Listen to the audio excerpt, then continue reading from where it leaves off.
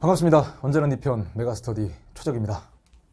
3월 학력평가 고등학교 2학년 누구나 그렇습니다. 고1이든 고2든 고3이든 첫 치러지는 3월 학력평가에서 만점 받고 싶은 욕심, 그 욕심은 바로 열정이 있기 때문에, 열정이 없이는 욕심이 없어요.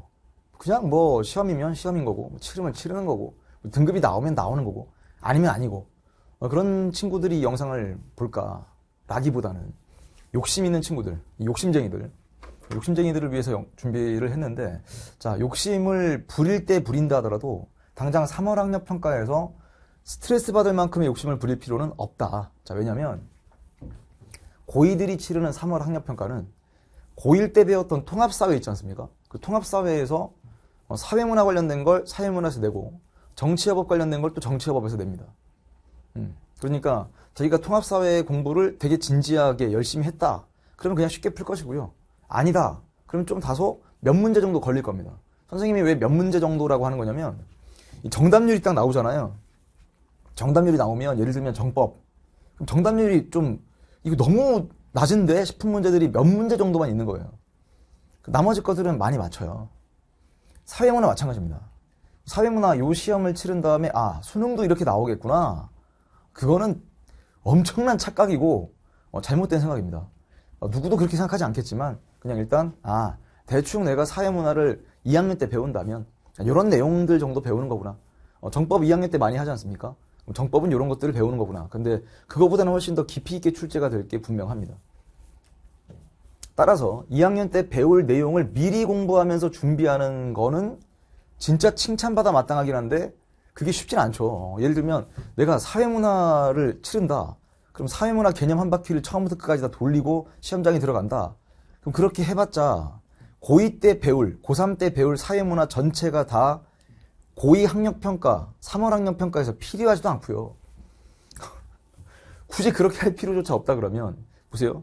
그렇게 할 필요가 없기도 하고 그건 또 불가능하다 그러면 그냥 시도조차 하지 않아도 된다.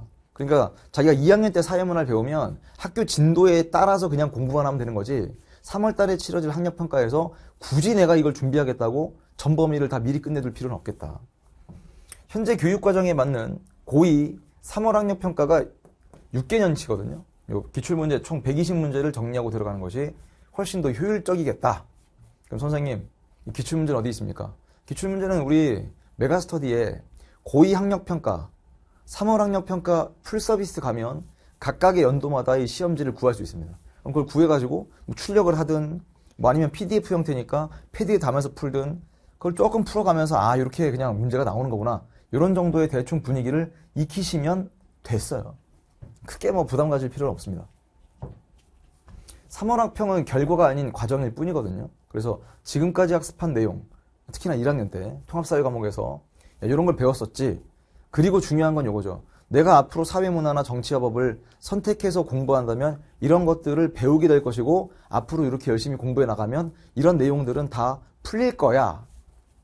확신이 생긴다면 그러면 그냥 성공, 대성공입니다. 다시 한번, 뭐가 의미가 있다고요? 그렇죠. 사회문화에서 정치여법에서 이런 걸 배우는 거구나. 혹은 내가 1학년 때 통합사회에서 이런 것들을 배웠었구나. 그러니까 내가 만약에 또 길게 본다면 여러분이 수능으로 사회문화를 선택한다, 수능으로 정법을 선택한다면 이거보다 조금 훨씬 더 다른 성격의 문제가 나올 것이고, 3월 학력평가를 통해서 수능이 이럴 것이다 라고 지레짐작하진 말자. 이런 정도가 됩니다. 다만 선생님이 원하는 건 이런 거예요. 3월 학력평가 성적보다는요, 이제 본격적으로 사탐 공부를 시작한다 그러면 학교 시험이 있지 않습니까? 그렇죠. 1학기 1차, 2차, 우리가 중간고사, 기말고사 이렇게 부르듯이, 혹은 2학기 중간, 기말, 이 시험을 대비하고 더 나아가 수능 만점. 그러니까 자기가 사회문화를 수능까지 가져가겠자. 사회문화는 수능의 1위 과목입니다. 1등 과목이고요. 정치여법은 5등 과목이거든요. 9과목인데 사회탐구가.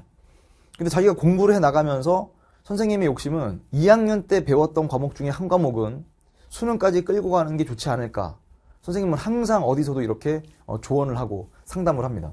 왜 그런 거냐면, 그렇게 해두면 3학년 올라갈 때 부담이 상당히 줄겠죠. 3학년 올라가면서 사회탐구 과목 2개를 진지하게 준비하겠다.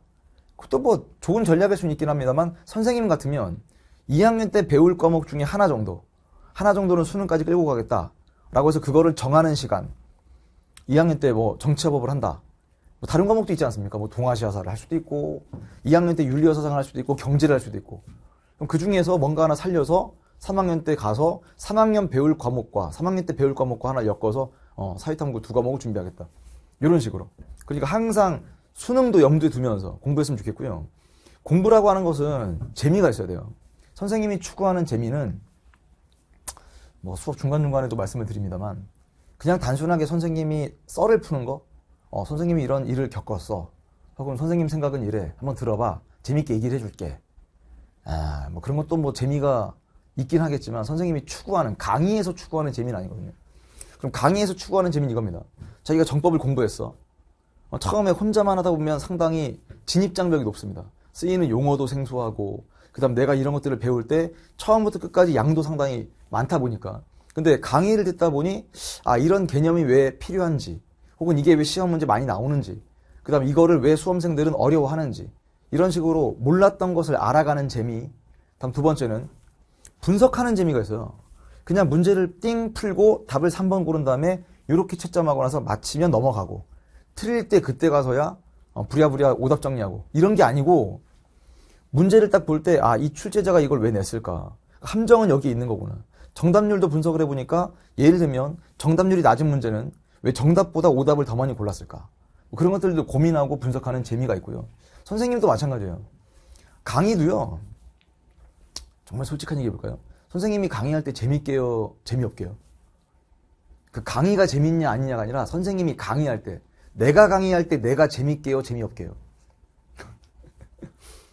이건 강의는 진짜 재밌는 거예요. 이렇게 그냥 카메라 보면서 당장 여러분은 선생님을 보지만 선생님은 여러분의 똘망한 이 눈빛을 볼 수가 없단 말이에요. 인강은. 이게 다소 아쉽죠. 근데 현강 같은 경우는 이렇게 와 있지 않습니까? 이건 경이로운 거야, 정말.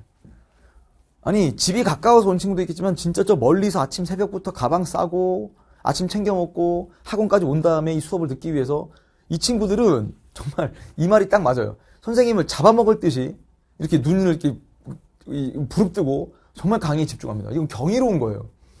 그 다음에 얼마나 좋아요. 선생님이 원래 관심 있던 분야의 내용을 알아. 그 다음 교과서도 분석을 했어. 이제까지 기출문제들 다 분석하고 나서 판서를 통해서 차근차근 설명해 드리면서 여러분이 혼자 공부할 때보다 강의를 들어서 훨씬 더 빠르게, 훨씬 더 수월하게 이걸 습득하도록 한다. 이게 현장에서 막 보이거든요. 인강으로도 보입니다. 실제로 여러분이 눈에 안 보이는 것뿐이지 학생들이 수강평을 작성해 주거나 아니면 어디 뭐 수험생 커뮤니티에 선생님에 대한 이야기를 올릴 때 최적 선생님의 강의는 이렇다. 이걸 보는 재미도 있지 않습니까? 그걸 기대하면서 막 강의를 하는 거예요. 이건 기가 막힌 거죠. 그러니까 즐거울 수밖에 없을 거고. 당연히 하루 종일 강의를 하다 보면 몸은 지칠 때 있어요. 목도 아플 때가 있거든요. 근데 그걸 전부 다 상쇄시켜버릴 만큼의 즐거움과 재미가 선생님한테는 있습니다. 그러니까 이걸 23년째 하고 있지 않겠습니까? 아니, 정말 이거 막 미치도록 싫은데 이걸 어떻게 23년째 합니까? 앞으로도 얼마 정도는 더 해야 되는데, 당연히. 그러니까 신나게 공부해 보자고요. 어찌 보면 여러분은 이 공부가 예를 들면 대학 가면 다른 성격의 공부를 할 것이고 고등학교 때까지의 공부가 엄청 지루하고 지겹고 미치도록 싫을 수도 있어요. 근데 한 번만 생각을 조금 바꿔보면, 그렇구나, 내 더 큰 목표를 달성하기 위한 하나의 과정이라고 분명 말씀드렸죠. 그때 시험을 치르는 것도 나름의 쏠쏠한 재미가 있어요. 성적을 내는 재미도 있지 않습니까? 혹은 성적을 올리는 재미도 있단 말이에요. 결국 공부도 멋지게 할 수 있다.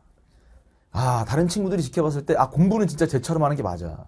문제를 분석하고 그 다음 개념도 좀 더 곱씹어보고, 개념은 그냥 뜻만 단순하게 외우거나 사례 몇 가지 암기해서 시험장 들어가는 게 아니라 본질적인 공부를 우리 연구실 선생님과 함께 한다면 충분히 해낼 수 있다. 그건 이제까지 여러분들 선배들이, 우리 이미 최적의 강의, 우리 연구실의 교재를 봤던 친구들이 다 증명했던 거기 때문에 기가 막히죠. 궁금하거나 힘들면 선생님 연구실에 와서 조교들한테 물어봐도 되고요. 아니면 선생님 강의를 들었던 여러분 선배들한테 물어보시길 바랍니다.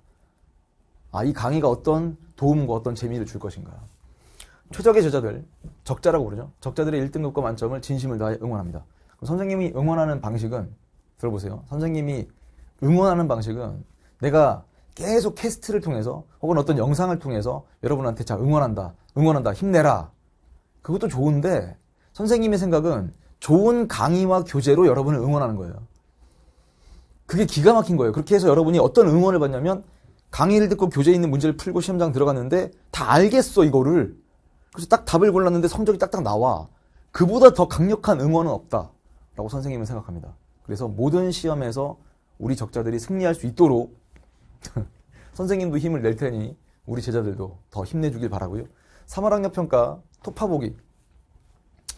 솔직히 2학년 학력평가까지 이 토파보기 해설 강의를 제공하는 게 다소 선생님의 스케줄에는 좀 부담되기도 하지만 뭐 아주 긴 영상이 아니다 하더라도 이 시험을 어떻게 활용할 거고 어디에 초점을 두고 앞으로의 공부를 이끌어 나가야 될 것인지에 대한 총평과 더불어서 정답률이 낮은 문제에 대해서는 해설을 해드리겠습니다.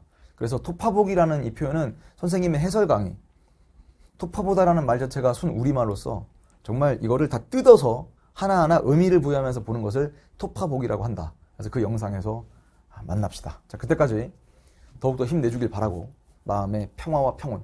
항상 이 불안에 떨기 시작하면 마음이 계속 흔들리거든요. 자, 그럴 필요 없습니다. 3월 학력평가에 큰 의미를 부여하지 않고 앞으로 어떻게 공부해 나갈 것인가만 생각하신다면 크게 불안하지 않죠. 부담스럽지도 않을 뿐더러. 좋아요. 그때까지 마음의 평화와 평온이 함께하길 바라면서 마지막 인사. 피스. 최적이었습니다.